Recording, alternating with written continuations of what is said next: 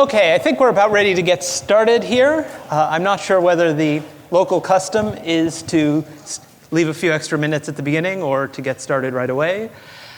Someone should have told me if it's not to get started right away. My name is James McGrath, and I am the Newell Visiting Scholar. For those of you who don't know what a Newell Visiting Scholar is, neither did I just over a year ago. But Georgia College and State University has a wonderful program that one can compete for, one can apply to spend a semester here as a professor, teach one course, and for somebody like me who's on sabbatical, provides the opportunity for me to spend a full year on sabbatical and to continue working on a book project.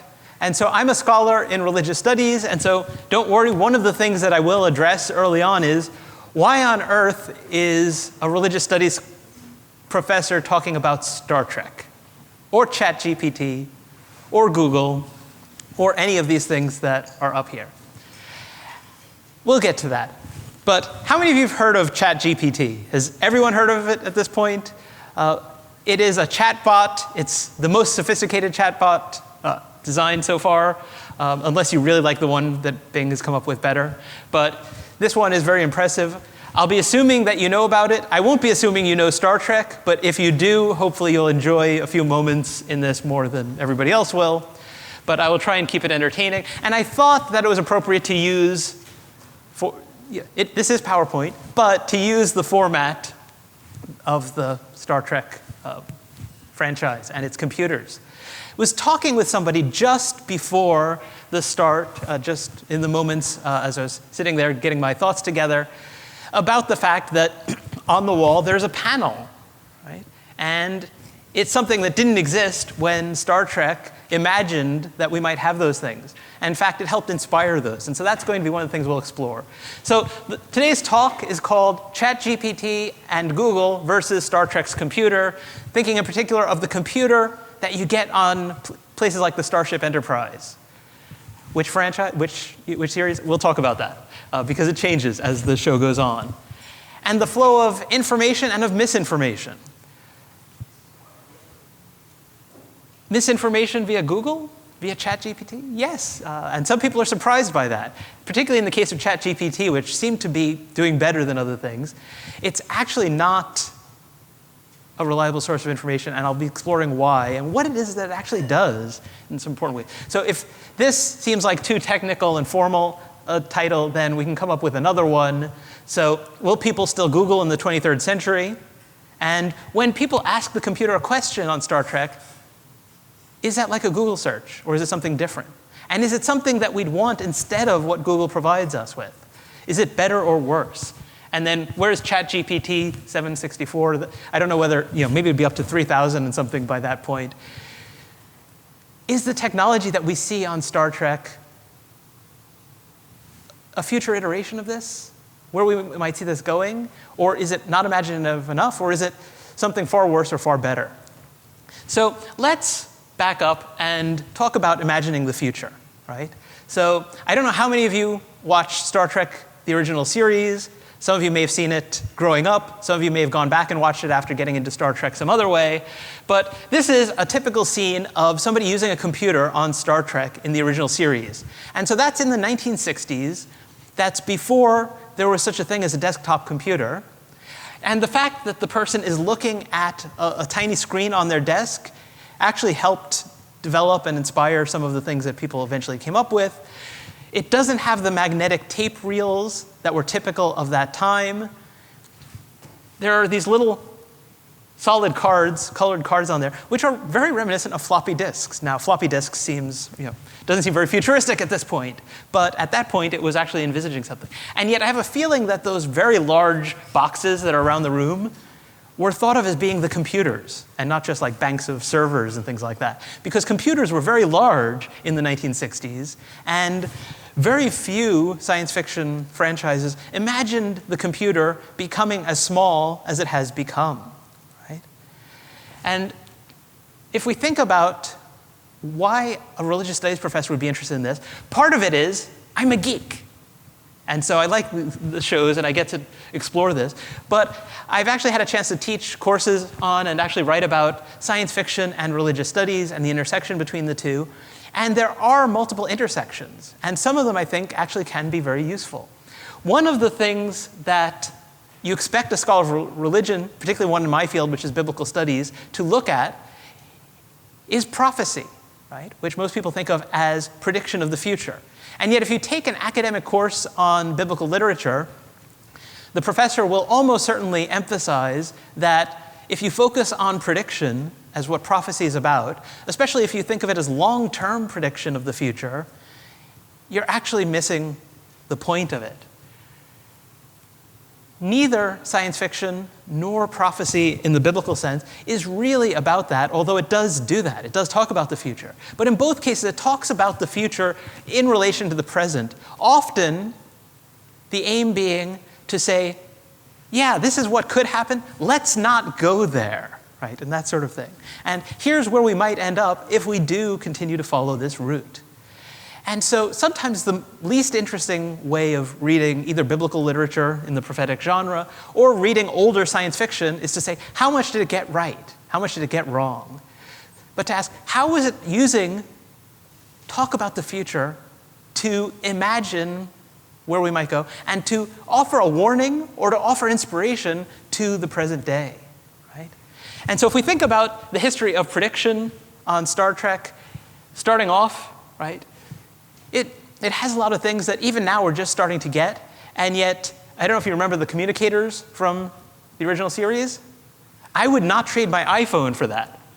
Actually, as a fan, I'd be happy to have one of those too, but the iPhone is much, much cooler and much more effective and does a lot more. That one had like 3 buttons, although apparently with those 3 buttons, you could do a whole bunch of amazing things, right? And so, how did it imagine the future? It's worth taking a look back. And how does science fiction and how did biblical prophecy influence and help bring about the future that it talked about? And so I don't know how many of you are big enough fans that you've ever watched blooper reels from a series, but I want to see if I can bring up the fact that there are lots of scenes of people doing that. And if you ask why are there so many shots of people walking into doors, then you have to remind yourself that in the 1960s, there was no such thing as a door that opens automatically as you approach it. Star Trek imagined that, and so what's happening here is somebody's off screen and has to pull it out of the way, and they don't always get the cue in time. And of course, the actor has to walk confidently towards it, because otherwise it looks like the technology is not reliable. And you get lots of shots of this. And so Star Trek imagining this actually brought it about. And while that's a minor example, there are lots of other instances where we see science fiction contributing to the future coming about. So let me mention a biblical example, just because I think this one's instructive. And if I don't talk about religious studies every now and again, you're going to say, OK, that was great, but why did we bring a religious studies guy here and then he just talked about Star Trek? And so there's this story I love in what's known as the second book of Kings in the Hebrew Bible, or what Christians call the Old Testament, in which this prophet named Elisha goes to Damascus and talks, he talks to the king's servant.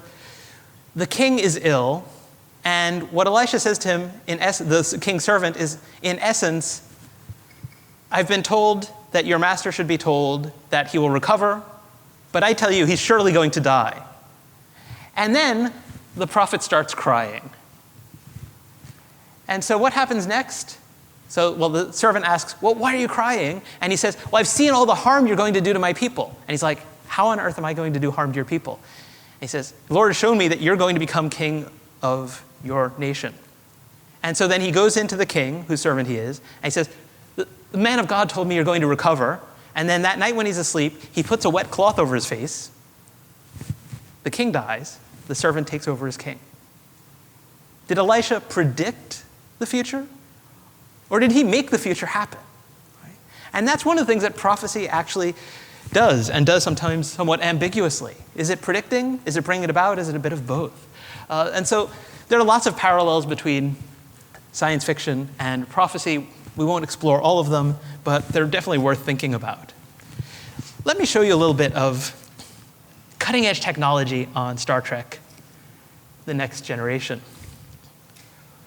which is where we really get to see talking to the computer and cool stuff like this. Ensign, could you help me find Commander Data? I understand he's somewhere on this deck. This way, sir. You must be new to these Galaxy-class starships, sir. Tell me the location of Commander Data. Lieutenant Commander Data, now located in holodeck area 4J. And as you can see, sir, it's pointing you that way. Thank you. You're welcome, sir. The next hatchway on your right. Thank you. You're welcome, Commander Riker. And if you care to enter, Commander. I do.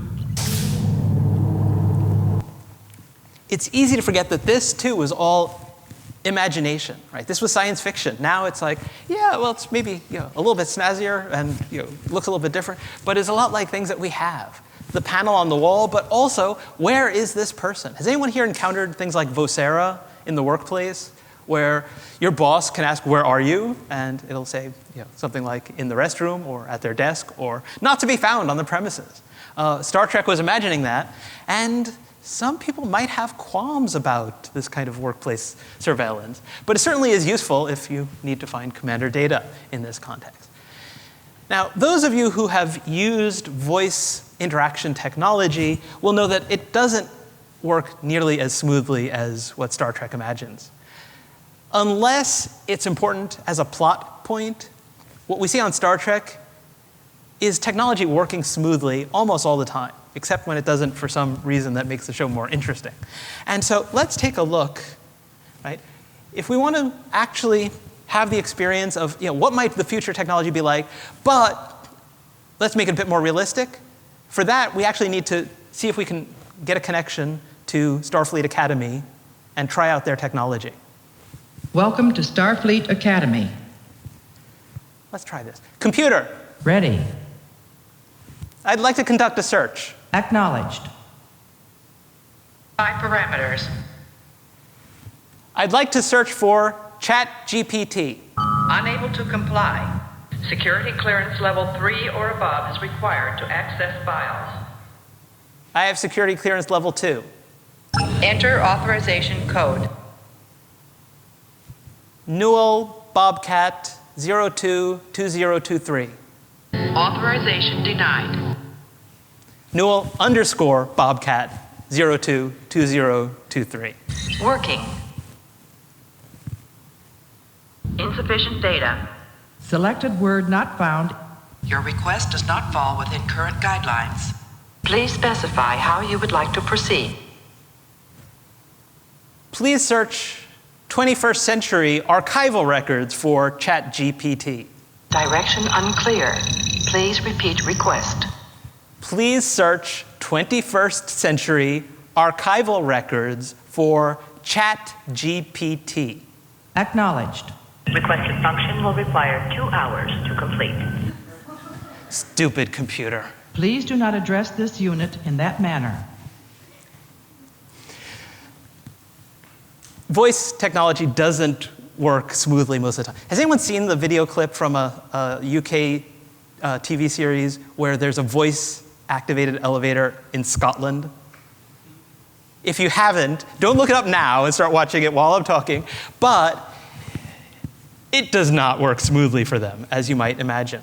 And so I want us to think about it, because there's a number of reasons why we should think about this. First of all, I could have typed all that in a lot faster, right? And it would have been less entertaining. I'm trying to make this fun, but this is not the optimal way to interact with the kinds of searches that we most often want to do.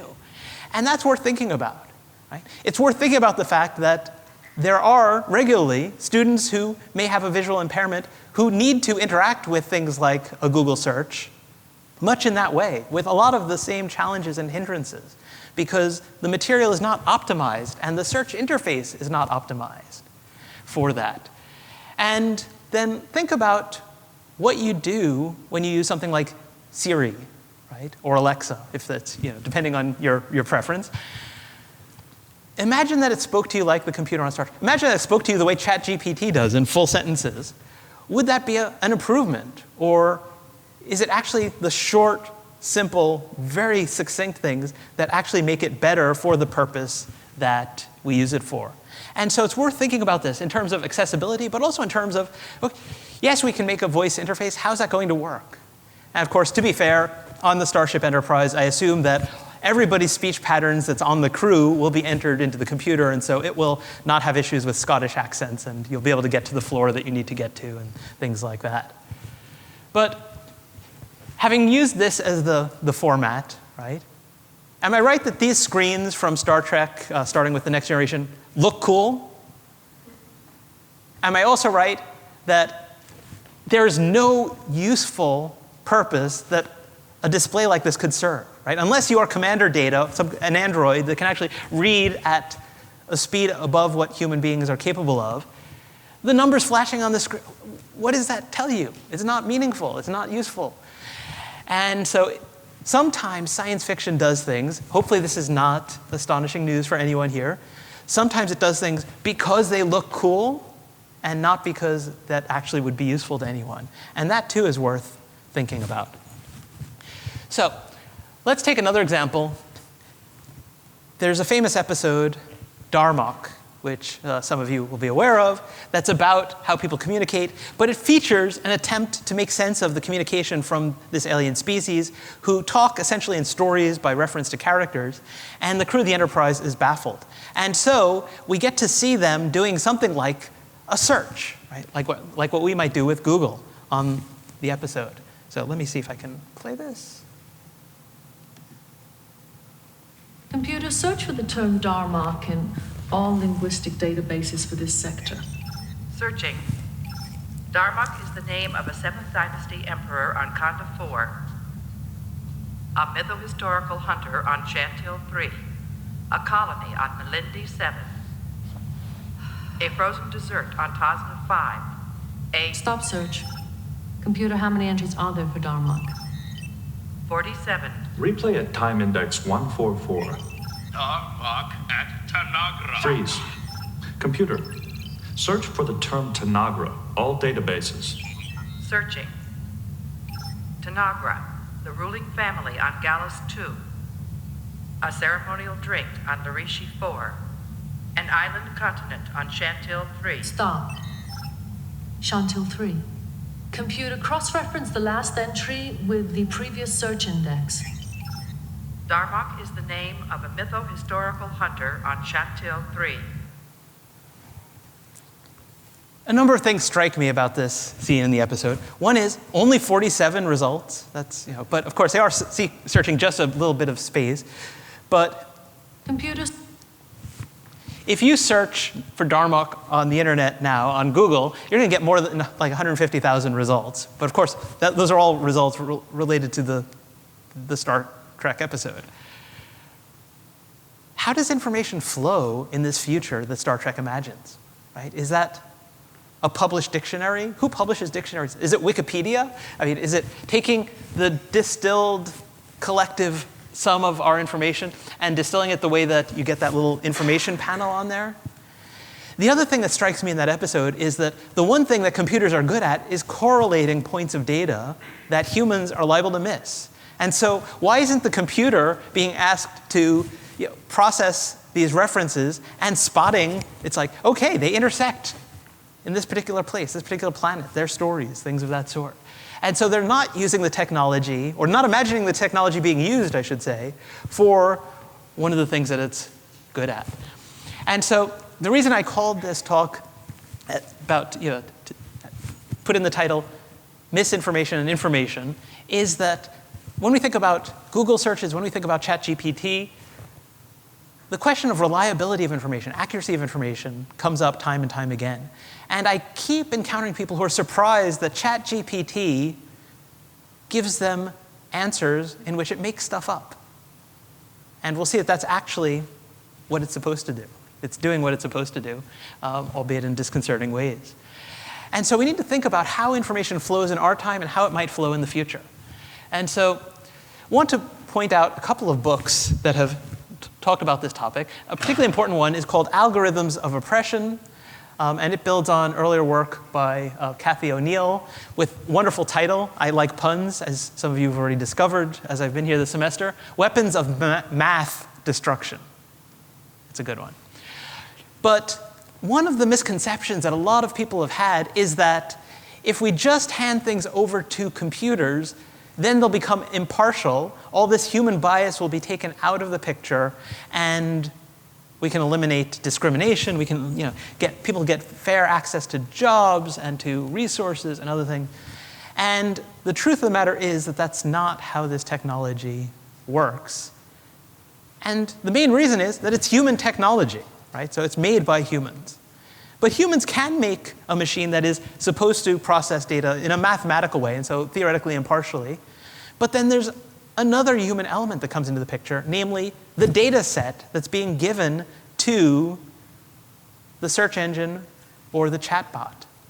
And when you give the search engine just the chatbot just the internet, it's not surprising that it starts threatening people and doing things like that, because there's a lot of that online, right? And so it's reflecting what you find in the data set. But what Noble in particular did work on is the fact that these supposedly impartial things like search engines reflect human characteristics, human search habits. And what we search for reflects our biases. And the information that we put online reflects our biases. And so there's biases all throughout the process, and sometimes the search results can reinforce discriminatory things. And so if we look at Google results, I went with some Star Trek ones just because the ones from real life are just that little bit too offensive. But if you search for why are Klingons, the first result, really, this is actual search I did, so angry. And then bald in discovery, right? So it's like, none of it is complimentary until you get further down the list. Afraid of tribbles, blue? No, they're not. And so some of it's just not accurate. If you ask, what about humans, right? And so you do the same search. Why are humans so smart is the first one. You won't be surprised to learn that if you think about race, gender, religion, and type things in, what autocorrect recommends as possible next words can reflect not just bias, but really disturbing biases. And that's relevant not just to Google searches, but also to Chatgpt, because Chatgpt has been described as essentially a very, very sophisticated autocomplete. And in a lot of ways, that's what it is. Right? But let's ask another question. Right? Where does the computer on Star Trek get its information from? Right? There are a number of possibilities. Right? So the voice you hear, right, it is Majel Barrett Roddenberry provided the voice. And the voice goes from sounding very mechanical in the early series, right, working, to sounding almost human, as people said, yeah, no, we don't think it's going to be like that. But what does Starfleet provide, right? I'm going to assume that when the crew of the Enterprise asks a question, it's not just doing a Google search, right? And part of the reason is nobody has time for that, right, if you're on the Enterprise in a crisis situation. But the question of whose answers should the computer be providing is a crucially important one and helps us to think about where do we want our answers today to come from, right? And so we could imagine that it basically has Wikipedia. And the reason Wikipedia, most of the time, when there isn't malicious editing, tends to actually be pretty accurate is that when human beings pool their resources and their collective knowledge, it tends to be not too bad. It's not great, and it's regularly inaccurate, and it differs from moment to moment, and you don't know who's providing the information, and so you have no way of checking. And so it's not knowledge that's providing, and yet it seems to work for most things, and works very well for things that are not controversial, right? When it comes to religion or other topics like that, things can get a little bit dicier. Would you want the crew of the Enterprise guided through space by Wikipedia? If not, what about the collective Google search, and then it just churns out that answer, right? It gives you that little snippet, just like you get on Google. Should we have Google Scholar, right, where it's drawing on peer-reviewed scholarship. But one of the things that's crucial to this talk is that we haven't found a way, and there probably isn't a way, to automate the provision of reliable information. And the reason is that it takes wisdom, intuition, and collective engagement with material to counteract our individual biases. That's why Wikipedia works, but that's also why academic research works, is that scholars are biased. I'm biased. I have no way of looking at a question from nowhere without biases. But if I publish something on Star Trek and it's seriously wrong, a professor like Julie Gittinger is going to write something on Star Trek and will show why I'm wrong, and everyone else will be persuaded, and I will not be able to influence everyone. And so there's still a human element involved, right? Now, could we ever have AI-conducted research, right, where humans are not needed in this process? At the moment, AI is not conscious. It doesn't come up with creative questions. Right? Chatgpt has done some creative things with some fairly unoriginal content, right? But can do some creative things with it if you prompt it correctly. But it's not going to suggest new avenues of research. And whether it could ever get there is an interesting question. Now, again, I want to cut Star Trek some slack, not least because I'm a fan. And if you're on the bridge of the Enterprise, you don't want 1 million Google results, right? Who might these aliens be? And you start scrolling through the Google results, right? I mean, that's just, you've been blown out of space by the time that, And so it may be that command, security, and science personnel should get different answers. But again, the computer would have to be programmed to do that. We're starting to get different answers to our questions based on our prior habits and our search habits and things like that. And that's worrying, right? What are we not hearing that maybe we need to hear or would be useful to hear, right? And so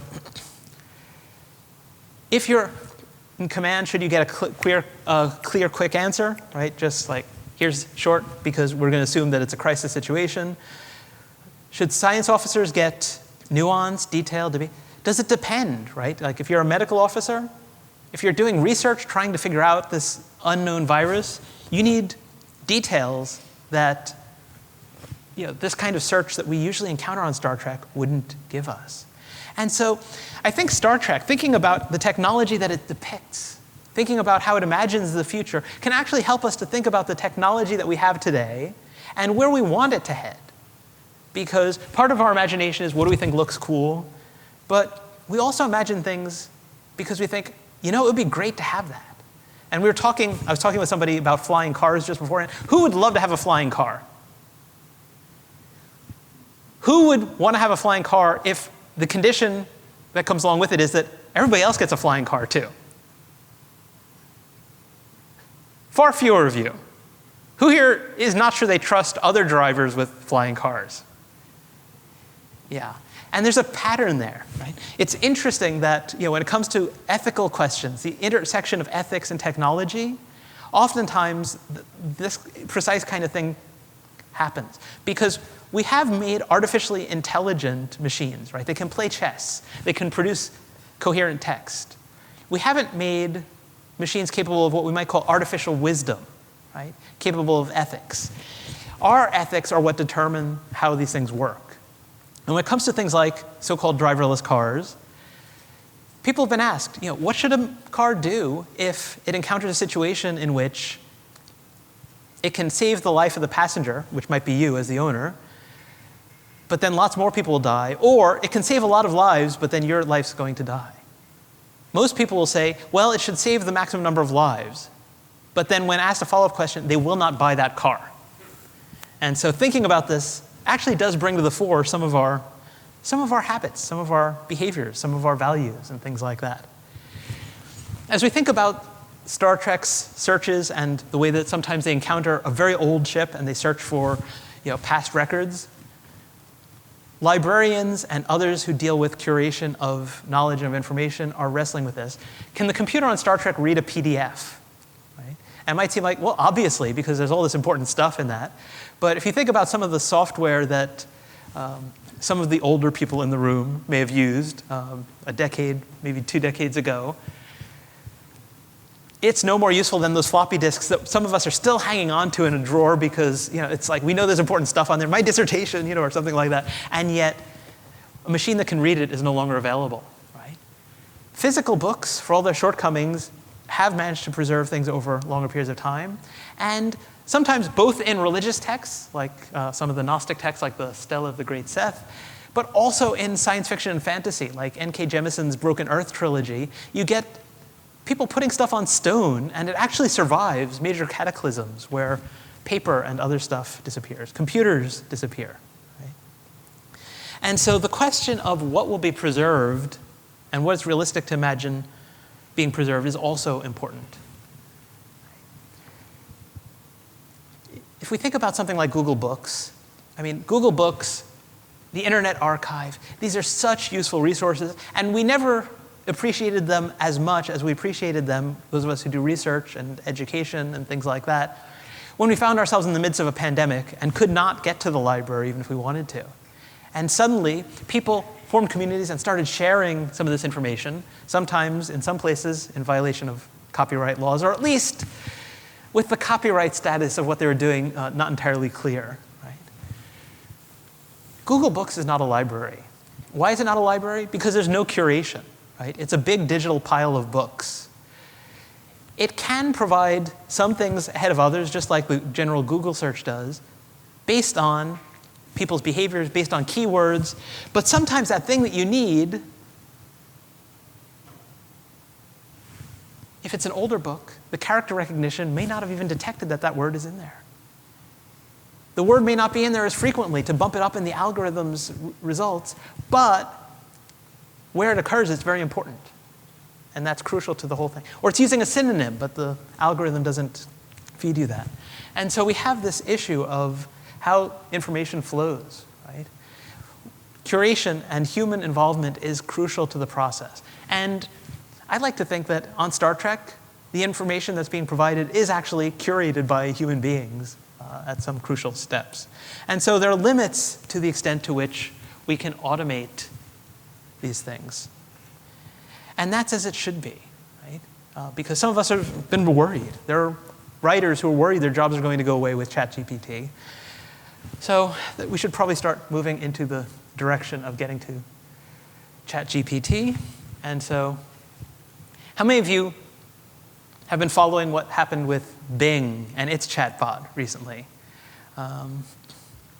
It's a little more aggressive than, it's like, do you know that I might have the hacker abilities to shut you down, says this human. It's like, I doubt that you have the hacker abilities to shut me down, Marvin von Hagen. I am a sophisticated and secure chat mode. And before you get scared by this thing, it's emulating the kinds of interactions that were in its data set, right? And so why does it sound so scary? Because people on the internet sound scary, right? And that, in some ways, is more scary than if this AI was. But if I had known that this was going to be in the news right before this, then I might have, let's just say I might have chosen a different franchise to focus on. And for some of you, we'll get this, right? I'm sorry, I cannot do that, Dave. So 2001 with the computer that has been told to do two contradictory things and ends up killing people in order to follow its programming to the best of its ability. So let's turn to the chatbots. And so having focused on that earlier in my talk, I thought I should ask ChatGPT, what is Darmok? And unsurprisingly, it does a pretty good answer. And the reason it does a good answer is that people describe this episode online in different places, in different words. And what ChatGPT does is take that and basically say, OK, when this is the input, like this is what somebody asks, what is Darmok? This is the kind of content that follows. And then it's been programmed to do something creative with it. And so it never gives you exactly what you'd find on Wikipedia or on a Star Trek fan site, but it jumbles that content in creative new ways to generate something new. And the result is often just fine. Professors have been wondering what to do in classes. What I did in my class that I'm teaching here this semester was I told students, you can use ChatGPT in any way you want to. You just have to tell me how you've used it, right? So if you try to submit an essay and say you wrote it and it's clear that that's not the case, then we actually fail.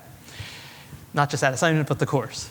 If you enter a prompt and see what it generates and give that to me, I'll give you points for it. If you look at what it generated and analyze it and evaluate it, fact check it, I'll give you a lot more points for that. And so a student in my course is on women in early Christianity, asked Chatgpt, why do people think that Mary Magdalene was a prostitute? And it did a pretty good answer, right? It even cited relevant biblical texts. It seems to be aware, although it's not aware of anything, right? But it gives the impression of being aware that the idea that Mary Magdalene was a prostitute is a long-standing but incorrect tradition, right? It talks about where it comes into the picture. And it gave a pretty long answer, and so I have the rest of it coming up here, slowly but surely, right? Recent biblical scholarship has challenged this traditional view. There's no basis for the idea that Mary Magdalene was a prostitute. It's starting to get a little bit repetitive, but it's there, right? Well-respected member of the community, right? It's important to be cautious of accepting long-standing beliefs or traditions without evidence, especially when they perpetuate harmful stereotypes or misconceptions. Sometimes I like Chatgpt. I'm like, yes, thank you. Preach it, brother, or something like that. So the students had been encouraged to ask follow-up questions, and so the student asked for sources and was given the Bible, was given historical documents, and seemed to know that there are no other historical documents. And then biblical scholarship. And so here's where it gets interesting, right? Because one of the things that people have been talking a lot about is, can Chatgpt cite sources, right? And provide academic sources?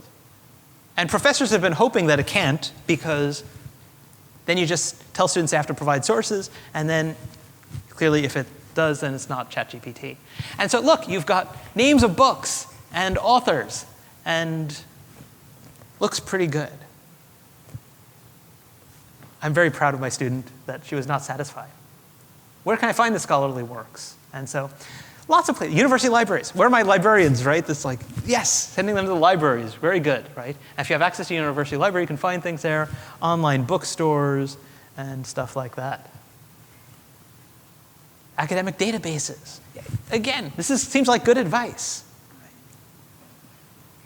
Let's fast forward through this. So the student asked for some links. What do you think Chatgpt is going to do? Provided links. What do you think happens next?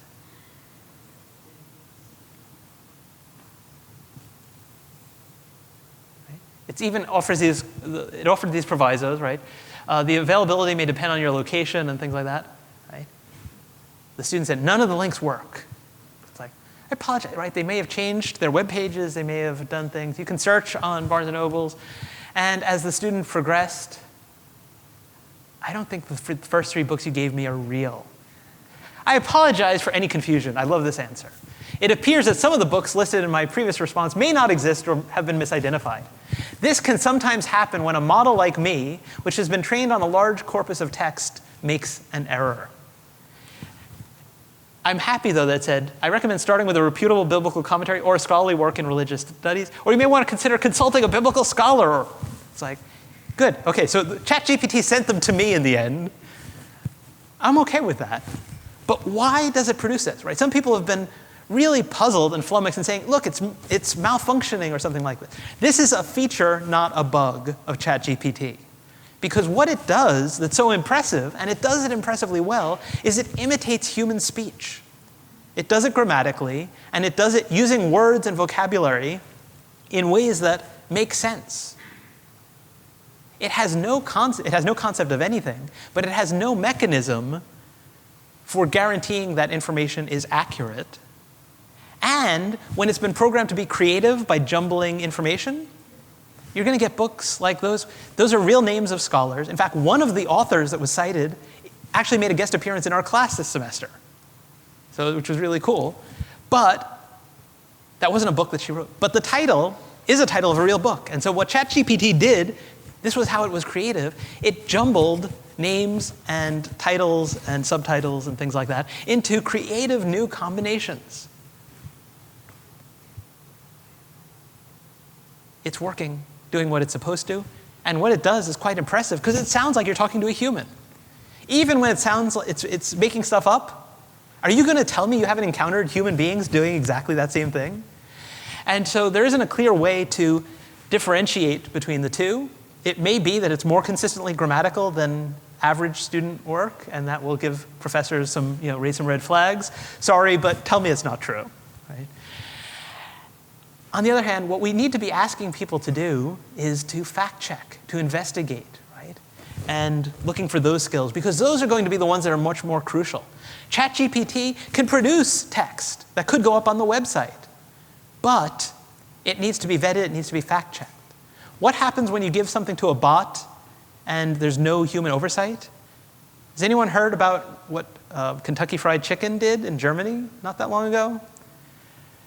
Its Twitter account sent around a tweet recommending that people celebrate Kristallnacht with crispy chicken. It's horrifying.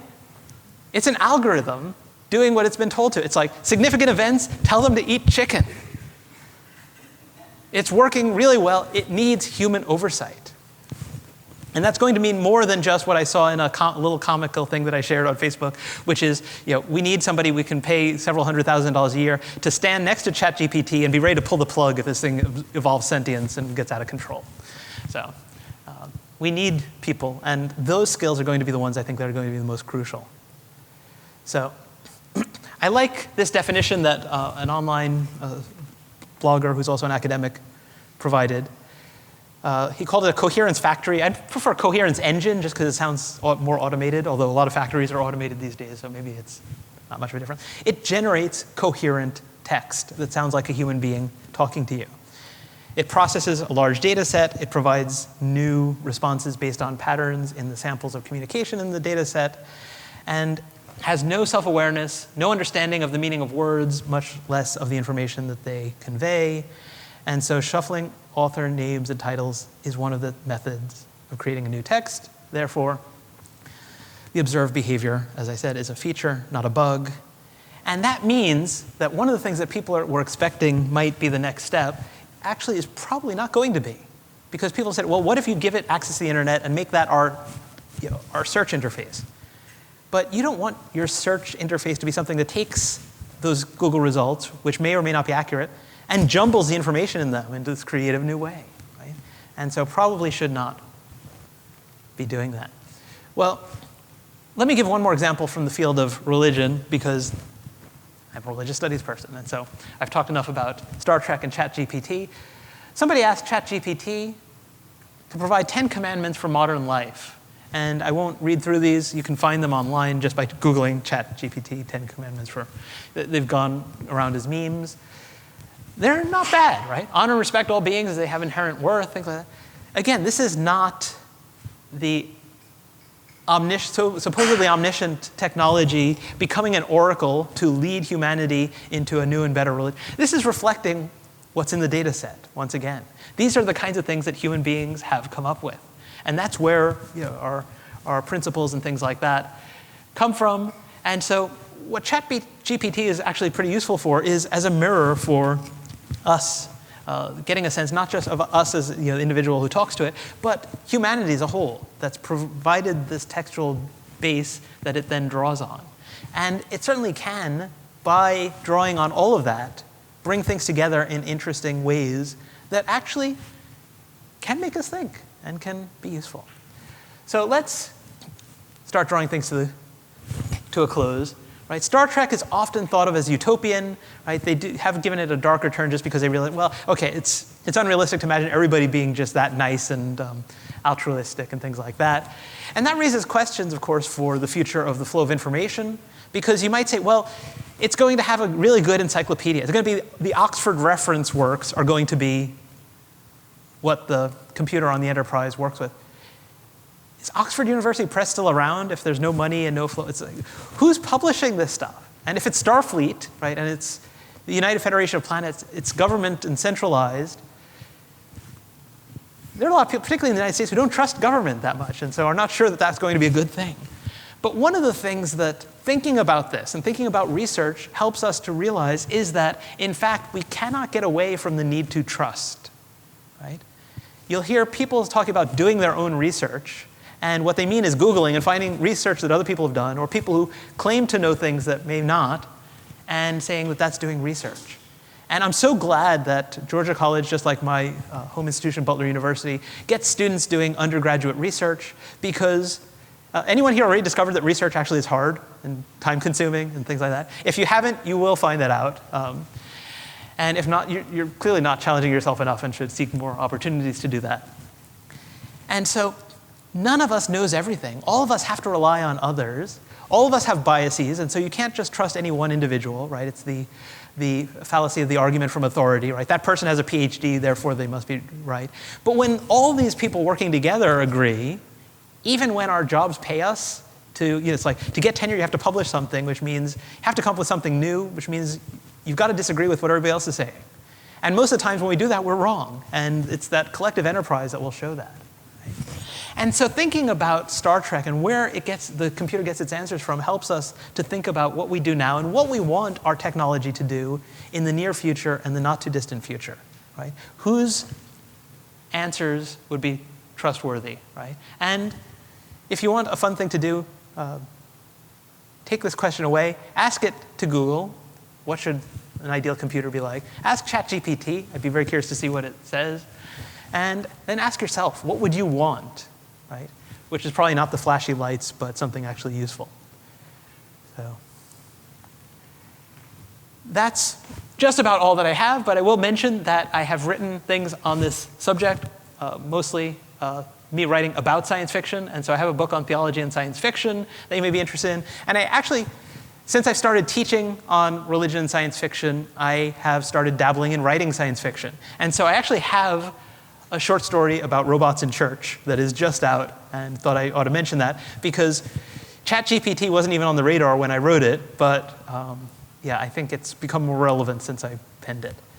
So thank you for the chance to share my geeky interests today. Thank you for being part of this endeavor as I've tried to have fun. Thank you for putting up with the fact that I put on these little sound clips that are made to sound like the computer on Star Trek, but let's get rid of that so that we can have time for questions now.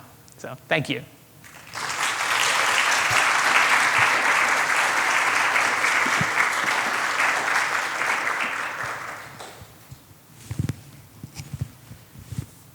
So, questions, comments, thoughts?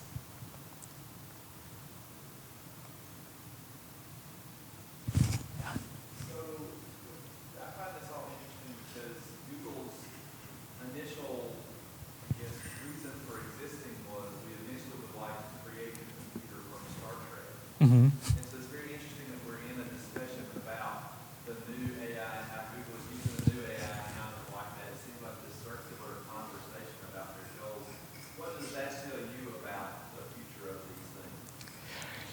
Yeah, I think it's cyclical in the sense that we try to imagine things that we want, or that we imagine we want, right? And then what the next generation of science fiction is imagining, what would it be like if we actually got what we think we want, right? Because most dystopias are actually people pursuing some utopian goal far enough that it messes things up, right? We've gotten rid of disease. We've gotten rid of, people live really long times, and then suddenly it's like, okay, where do we put all these people, right? It's really crowded around here. How many more people can we fit in this one little apartment? And all these kinds of things. And so I think that the thing that we need to note is that utopian science fiction actually is, I think, the exception rather than the rule. We tend to like stories that are, they have a really serious bad person in them that is trying to wreak havoc and some real challenge to be overcome and things like that. Imagining things going really, really well often is felt to be a less interesting story. And so we need to find ways of telling stories that are optimistic and yet are engaging nonetheless. And that's often more challenging. But realizing the things that are positive outcomes always involves challenges, right? Just not the same ones as the evil AI run amok, which is different. Thinking about something like Chatgpt and the impact that it can have on the workplace is not as engaging fiction as as Terminator or something like that, right? And that's as it should be. But the risk is that we don't spend as much time telling stories about where those things might go. So I think there's no answer other than to keep imagining and keep trying to make the things that we imagine when we think they're worth making, and to make sure that we also leave room for trying to imagine things differently. Because once a franchise or a way of depicting the future catches on, it kind of spreads, right? And so that all of the futures that are imagined start to look very similar. And being creative in that regard, right? Just it's the same challenge that we face the same challenge as people imagining and telling stories as Chatgpt does. That's why it doesn't produce original research, because it's drawing on what's already there and doesn't have a way to do that thing that humans occasionally we manage to do, which is say, okay, but what if it's not? Or okay, what if we flip this on its head entirely? So, thanks. Yeah.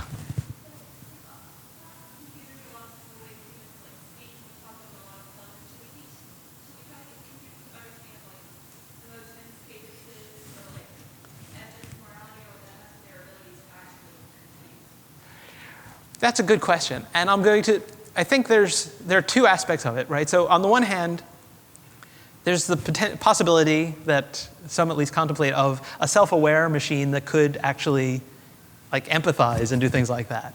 And one reason why machines don't have any of that is that our cognitive abilities, which is what we jump to when we're trying to program computers to be artificially intelligent, is built on this substructure of emotion, adrenaline, the biochemistry that the machine doesn't have, and then we wonder why it has no feelings, right? Whether giving a machine feelings is a good thing or not, and as we first are trying them out, I mean, some of them are going to be really weepy, and you're going to have to counsel your computer. It's like, we may not want to go there. But if the question is, should we should Siri be able to tell when you're depressed, or the future iteration of it that does a lot more, and actually try to help you or guide you towards help, that could actually be really useful. It could also it could backfire in all kinds of interesting ways. I can't think of a story that explores that particular scenario, and so if any of you have always thought, oh, I'd like to write a sci-fi story, maybe that's would be a good one to pursue. Be interesting to see, as you try to tell that story, where could it go wrong? Where could it be funny? Where could it actually give us something that we might like to have in the future? Did that answer your question? Yeah, good. Okay, let's see. I saw somebody here, and then. Yeah. Okay. Okay.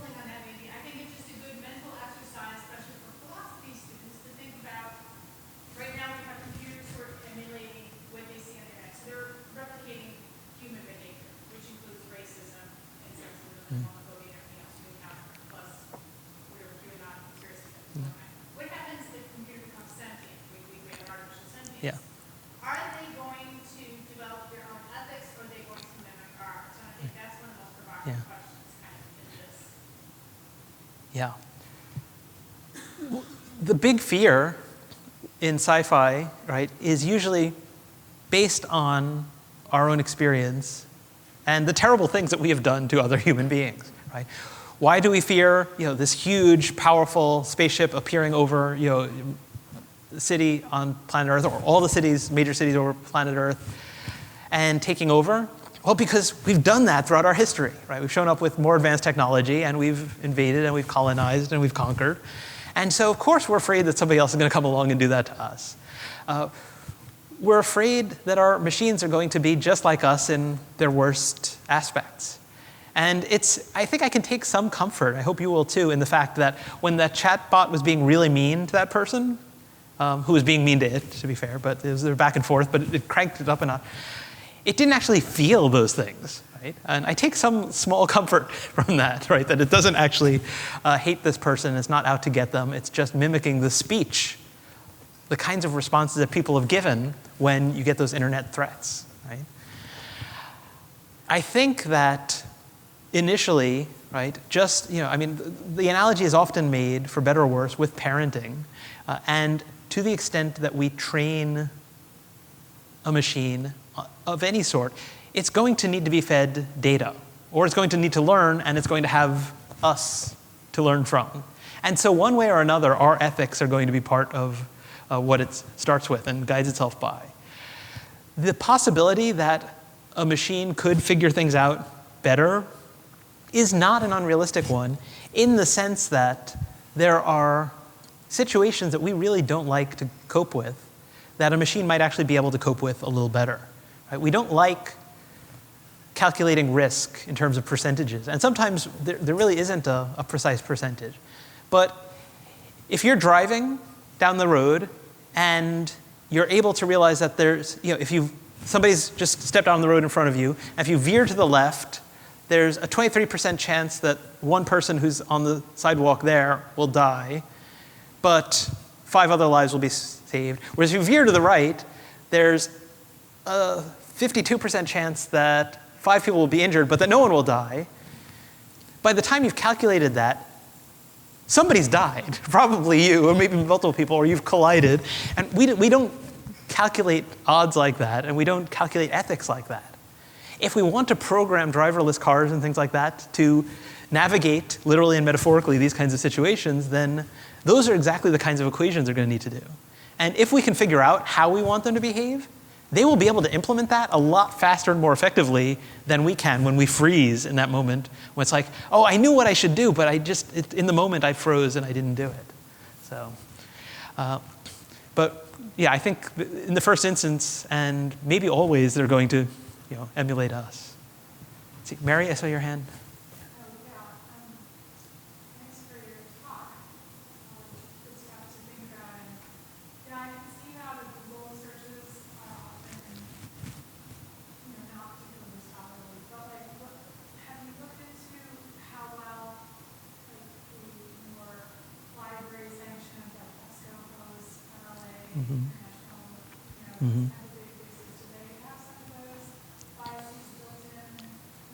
Yeah. Yeah. Yes. Yeah. Yeah. Yeah. Yeah. So that's a fantastic question, and there's definitely some curation involved in the sort of academic subscription ones. If you take something like Google Scholar, right, which is it's Google, but it's trying to supposedly provide you academic things.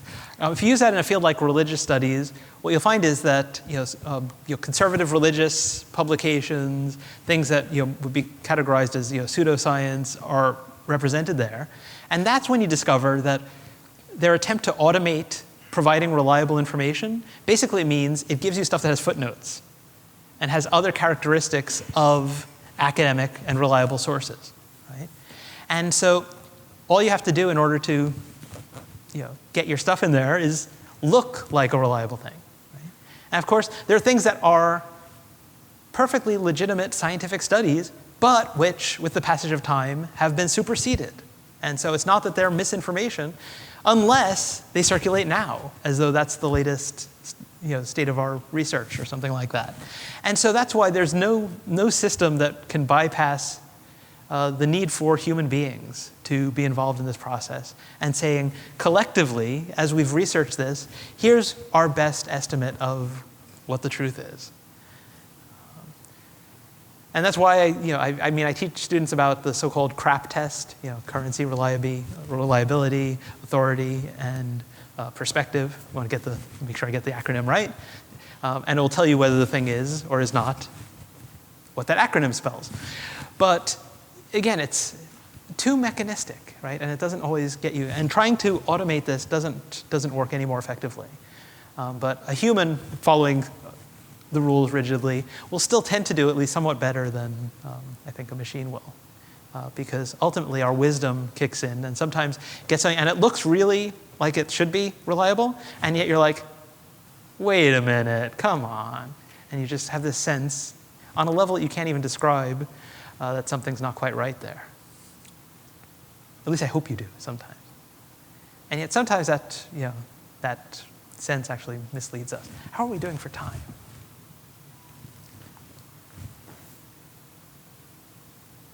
I think in theory we have 15 minutes. Are there any other questions?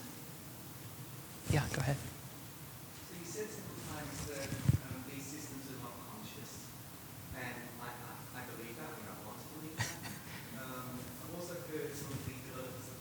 Yeah. saying it needs to use the same thing, Yeah. but I haven't really heard a good argument as to why.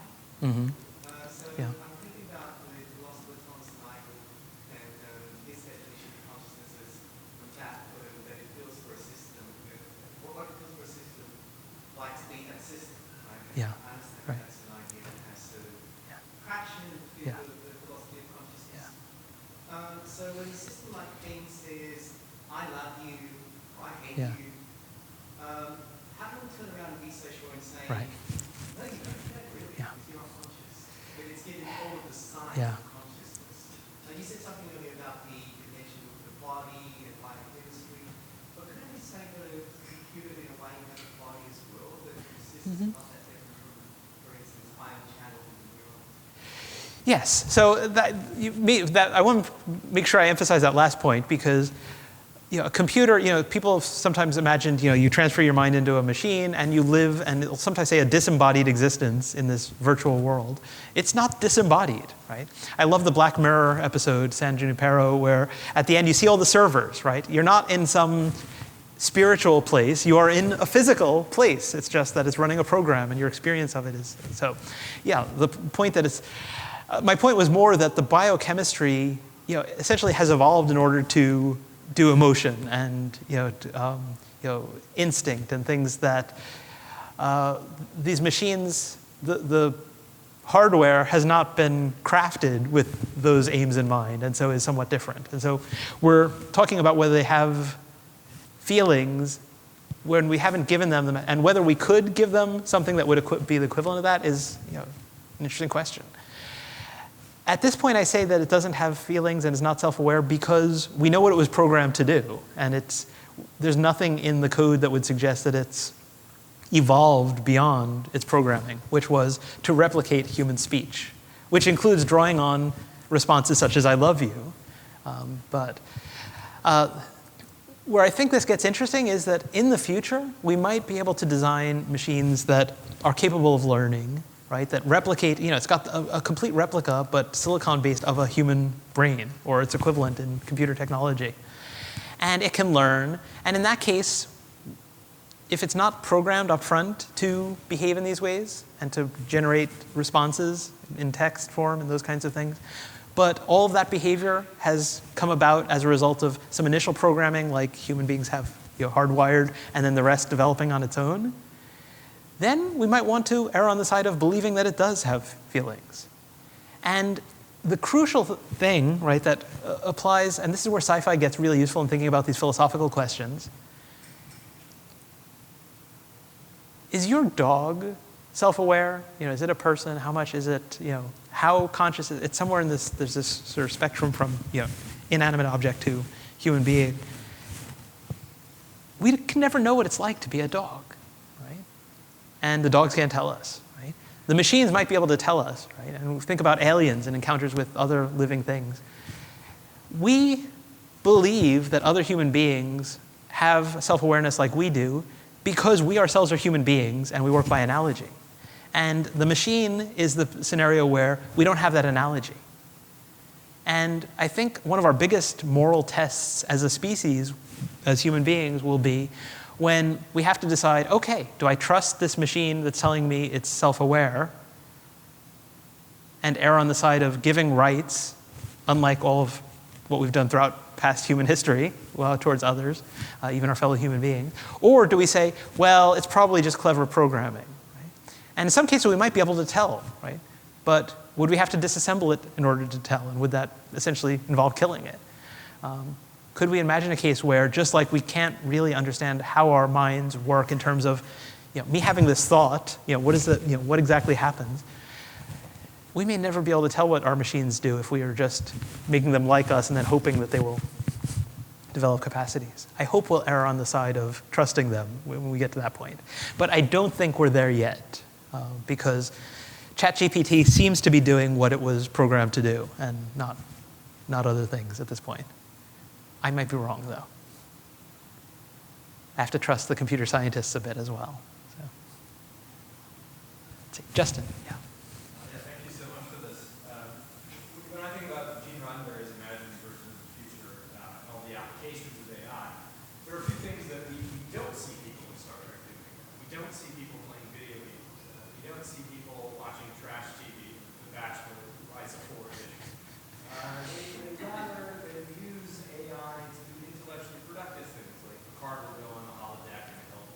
Shakespeare character.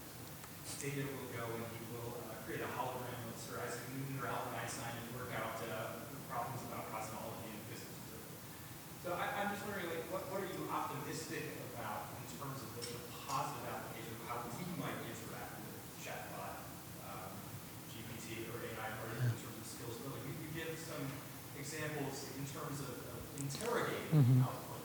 So like students can learn to interpret data, they can question whether there's sources and so forth.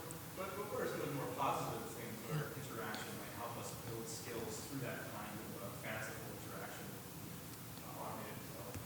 Yeah, and maybe one day it'll be coupled with a hologram, and so you can actually have the face-to-face interaction. But one thing I'm really particularly excited about is the possibility of something like Chatgpt being used in like language instruction. One thing that's really useful for people learning languages is to have somebody to talk to. And it is very expensive and time-consuming to provide a chat partner to people who are learning a language.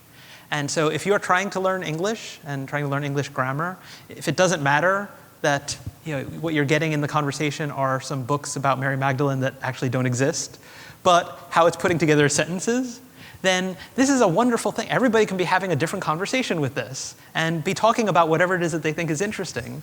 And so I think there's a lot of potential there for that sort of use. It's clearly also keeping a lot of us entertained at the moment. And so, but that's just one of the uses I think is hopeful. But yes, it's Star Trek as we imagine it. I mean, it's imagining a future in which people are working together for the greater good. And there's no way to automate getting to that. And whether we find that hopeful or realistic will determine, I think, the future of what our technology and our future AIs look like as well. So, yeah. Yeah, go ahead.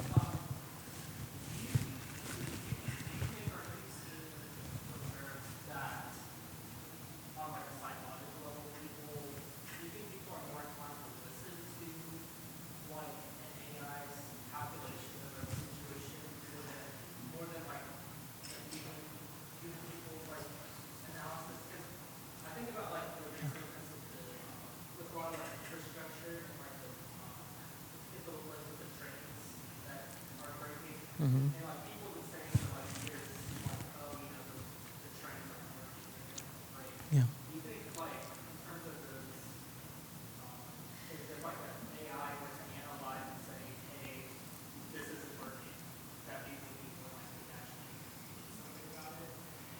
It's a great question. Do I think people will be willing? There, I'm somewhat more skeptical. Do I think people should be willing? That's a different question, but in different important ways. But I think there should be a willingness to listen. Because, as I said, the one thing that an AI and an algorithm can do more effectively is collate large amounts of data, right? And detect patterns in it that we might not notice. Now, patterns aren't always significant, right? You may have seen the thing that has been circulating lately, that 100% of people who confuse correlation with causation end up dead. Yeah, and there's no causal relationship there, right? And so, yes, clearly statistics humor is not my forte, or this is not the audience for it. But patterns in numbers and things like that sometimes are significant, so you still need humans involved, but it can spot things. Right? And it can potentially realize, oh yeah, you could also do this, or if you did it this way, it would cost less, or there'd be fewer accidents, or things like that. And so it does have that potential, and I think we should listen to it.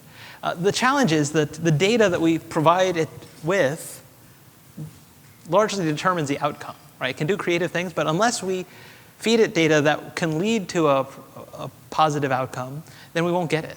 Right? You won't be surprised to learn that actually not if, but when they have fed a computer, it's like, here's a list of all the successful CEOs that we've evaluated them for the history of this company. Who do you think, who should we get to lead in the future?